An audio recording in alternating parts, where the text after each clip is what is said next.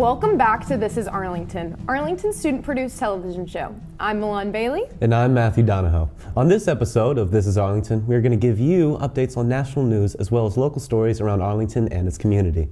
We don't want to keep you waiting any longer. So let's take a look at our top stories. The AHS swim team closed out its season with 5 state qualifiers and a 3rd place overall in the county championships. The 5 state qualifiers are Jacob Brady, Morgan Cowan, Paola Currit, Amber Divinity, and lastly, Aaron Sheridan. These amazingly talented swimmers went to state. Amber placed 7th overall in the 500 free, and the girls team placed 15th in the women's 400 free relay. Let's congratulate these swimmers on their great season and wish them luck next year. Tuesday, February 28th, many Arlington High School students read to the elementary schools. They read Dr. Seuss books to the classes for Dr. Seuss Week. Dr. Seuss was an American author who wrote some of the greats, like Cat in the Hat, How the Grinch Stole Christmas, Green Eggs and Ham, and lastly, The Lorax. Dr. Seuss inspired so many, and hopefully the Arlington High School students are on their way to inspiring the younger generations of Arlington. Now, let's take a look at Exploring 901 with my co-anchor, Matthew Donahoe.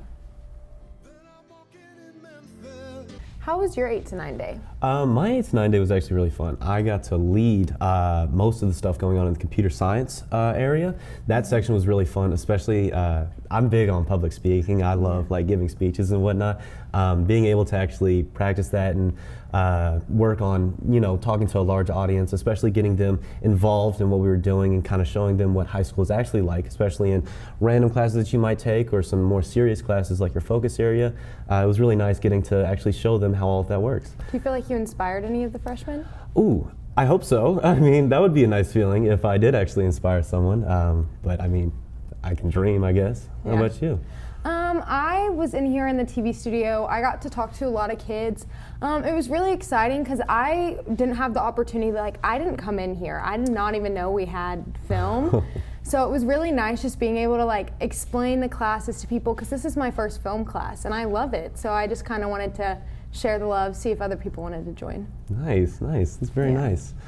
Well, that's all we have today for This is Arlington. Tune in next time for more stories from the Arlington High School and the community. While you're here, turn on post notifications to see when This is Arlington comes out with another episode.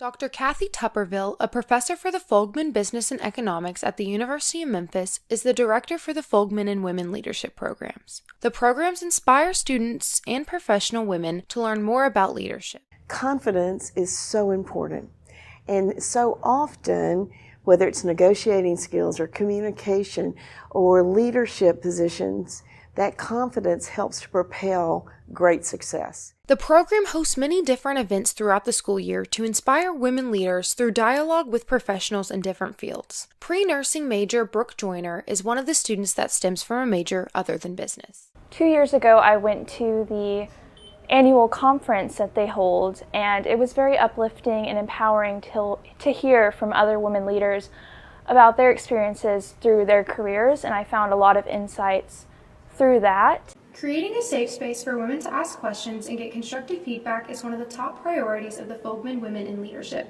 This week, I had the exciting opportunity to sit in one of their meetings, and let me tell you, I've never walked in a room that smelled so good.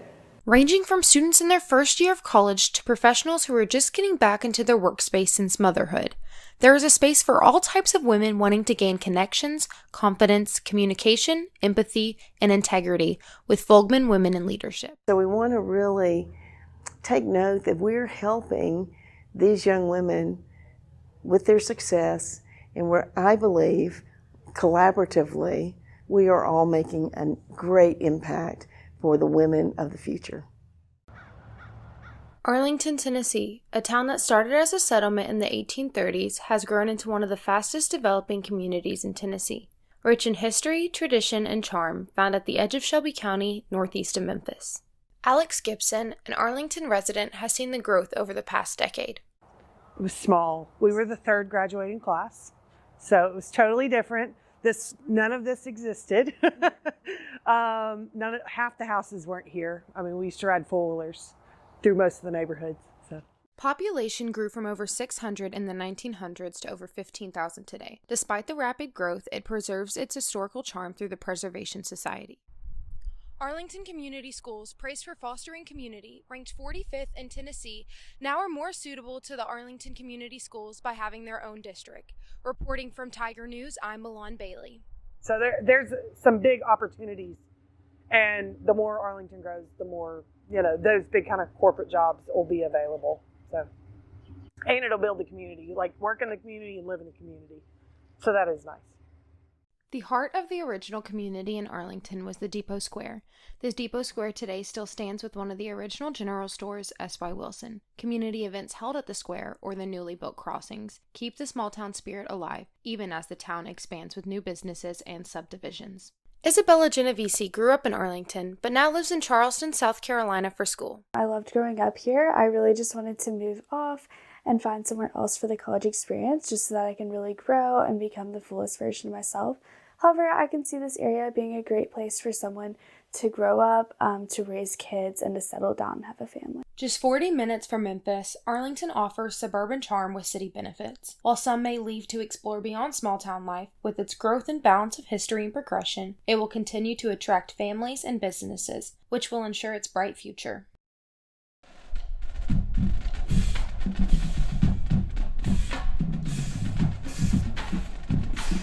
The Mighty Sound of the South, or as you may know them, the University of Memphis Marching and Pep Band, since 1940 has been bringing the school spirit.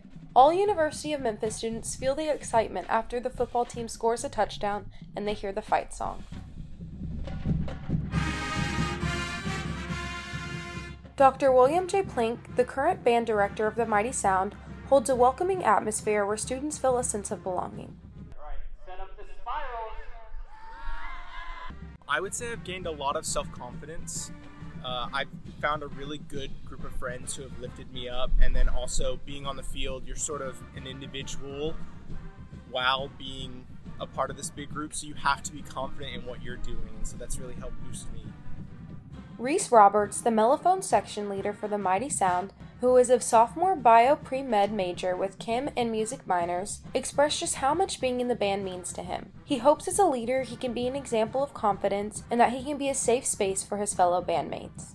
Leslie Avila, a sophomore music education major, plays the trombone in the band. For us as a low-income immigrant family, it wasn't really possible at first. My mom was like, no, that's just going to take up your time, it's a lot of money, and I was just finding ways to go around it to convince them, right? So fortunately I came across this video that was like, if you go into band, there's a chance that you could get a full ride in college. So that was where I found the key. I was like, oh mom, look at this video, like if I get to do band for high school and like I could do it in college. Thankfully, Leslie found out about the marching band scholarship, which can be up to $2,000 if they play in both the marching band and the pep band. Because of this scholarship, Leslie has found her crew in the band and will hopefully be able to be debt-free after college, so she can get a fresh start on music education. She hopes to gain a leadership role soon so she can work on her skills she is learning in her education classes. The Mighty Sound of the South is an amazing group of students who share a love of music and pride for their school. They are the most welcoming, and if you join, you are bound to find your friends for life.